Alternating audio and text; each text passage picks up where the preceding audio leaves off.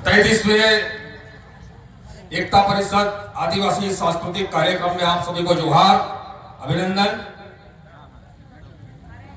मैं 1.5 घंटे से युवा सत्र में सुन रहा हूं और युवाओं ने जो ग्रुप बना के जो काम किया है, उनका जो प्रेजेंटेशन किया है, ये देख के मैं ये कह सकता हूं कि आने वाला समय आदिवासियों के लिए बुरा नहीं है। हम पिछले 10 साल से देख रहे हैं इस देश का आदिवासी इंटरनेट के थ्रू या तो ऐसे सम्मेलनों में आकर अपने समाज के प्रति जागृत हो रहे हैं और उसका परिणाम हम पिछले 10 सालों से देख भी रहे हैं। युवा सम्मेलन में मैं युवाओं को एक सलाह देना चाहता हूं, एक मशवरा देना चाहता हूं कि युवा, जैसे अभी मेरे आगे वाले वक्ता ने बात की टॉल्स्टॉय को पढ़ने की, गांधी को पढ़ने की, ओशो को पढ़ने की, तो आज हम देख रहे हैं कि आज देश के आदिवासी युवा ज्यादातर व्हाट्सएप यूनिवर्सिटी पर आधारित है। व्हाट्सएप, फेसबुक पर बहुत सारी फेक न्यूज़ें चलाई जाती है, फेक जानकारी दी जाती है और उसको सच मानकर कभी कभी हम आपस में या तो दूसरे समाज से लड़ने के लिए तैयार होते हैं।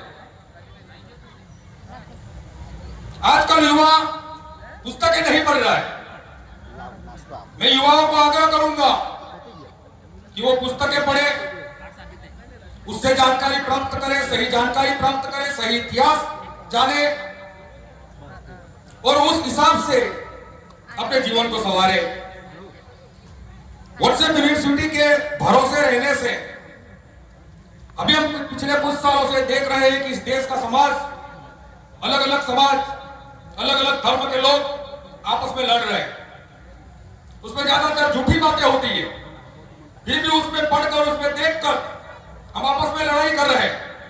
तो उससे खास तो आदिवासी युवाओं को बचना चाहिए। युवा सत्र का आज का विषय था शायद निजीकरण। तो निजीकरण से अगर बचना चाहते हैं तो निजीकरण से बचने का एक ही रास्ता है और वो है स्वावलंबन। हम जब तक स्वावलंबी नहीं बनेंगे, अपनी खुद की जरूरतें खुद पैदा नहीं करेंगे, तो ये निजीकरण वाले हमें गुलाम बना देंगे। अगर हमने हमारी जरूरतें खुद पैदा की तो कोई हमें गुलाम नहीं बना सकता। तो ये स्वावलंबन की ओर हमारे देश के युवाओं को और खासकर आदि युवाओं को जाना चाहिए। व्यापार का क्षेत्र में हम देख रहे हैं कि धीरे धीरे आदिवासी आगे बढ़ रहे हैं। दक्षिण गुजरात में अगर देखो तो वहां का आदिवासी समाज व्यापार में या तो उद्योग में आगे बढ़ रहा है। मध्य प्रदेश के कुछ इलाकों में इंदौर की ओर, राजस्थान में डूंगरपुर की ओर, लेकिन ज्यादातर देश का आदिवासी आज भी व्यापार की ओर आगे नहीं बढ़ रहा है। तो मैं उनसे यह कहना चाहता हूं कि स्वरोजगार का सबसे बड़ा साधन अगर आज की तारीख में कोई है तो वह व्यापार है।